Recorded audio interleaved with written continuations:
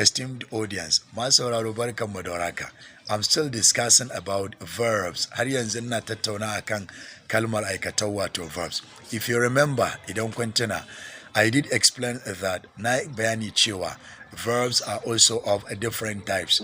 Ita ma kalmar aikatau wato verb ta bambanta raban daban-daban. Akwai main verbs. Main verbs su ma guda biyu ne. Akwai regular verbs, akwai irregular verbs. Na yi bayani a cikin videos na baya. Yanzu let us talk about auxiliary verbs. Kar a ce auxiliary, sai dai a ce auxiliary. Auxiliary verbs are helping verbs. Idan aka ce verb auxiliary verb ne, to ana nufin kalma ce da take taimakawa aiki ya abin nan jimla ko tense ko kuma perfection na tense ya bayyana. Kafin na fara ba da misalai akan auxiliary verbs, I need to call your attention to the fact that auxiliary verbs too are of two different types. Su kansu auxiliary verbs din sun rabu gida biyu. Akwai primary auxiliary verbs, akwai model auxiliary verbs. For the record, we don't have secondary or college or university auxiliary verbs. Kawai muna da primary sai kuma model auxiliary verbs. Ana biye da ni? To, let me start by giving some examples of primary auxiliary verbs. Akwai be. Wannan be ita mahaifiya ce. Ita ce ta haifi am, are, is, was, were. Waɗannan kuma a wani video na baya da na yi da daɗewa.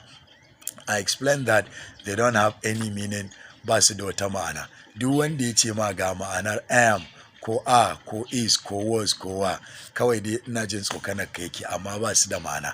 Sannan tambayar da za ku yi, so if they don't have a meaning, why do we make use of them? In ba su da ma'ana, me yasa ake amfani da su? Well, this is the formality in English grammar. Aka ƙa'ida take a nahawun turanci. In dai za ka nuna yanayin wani abu ko kasancewar wani abu a turanci sau da yawa, musamman in jimla ta kasance present continuous tense, dole sai kai amfani da primary auxiliary verbs. Misali, ina koyarwa da turanci, sai ka ce I am teaching English ko kuma I teach English. Misali, ina magana da ku yanzu haka, I am talking to you. Kaga na saka am. Kuna sauraro na yanzu. You are listening to me. Kaga na saka are. An gane? To waɗannan auxiliary verbs ne, primary auxiliary verbs ne. So barin dawo misalan da nake bayarwa. Akwai am, are, is, was, were. Sannan suna da past form da present form ɗinsu. Kalmar am da are da is present forms ne, amma was da were past form ne. Wanda yake neman ƙarin bayani ya je ya kalli video na wanda muka yi akan waɗannan verbs ɗin. Sannan akwai do, does da kuma did. Do da does present forms ne. Did shine past form ɗinsu.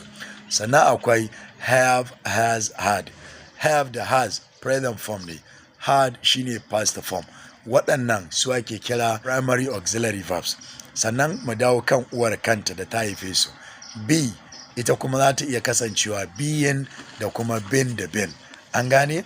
Be shine infinitive form ɗinta, being shine present participle form ɗinta, been kuma shine past participle form ɗinta. To yanzu mu dawo kan model auxiliary verbs. Idan aka ce model auxiliary verbs, wannan sun hada da kalmomi kamar can da kuma could. Can present form ce, could past form ce. Akwai may da might. May present form ce, might past form ce. Akwai will da would. Will present form ce, would past form ce. Akwai ought to.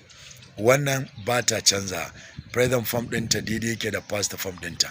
Akwai must, M-E-S-T. For the record, do not say must, sai dai a ce must. Sannan kuka lura masu sauraro, I do not give you example sentences using these auxiliary verbs. Ban ba ku misalai a jimlace da waɗannan auxiliary verbs ɗin ba.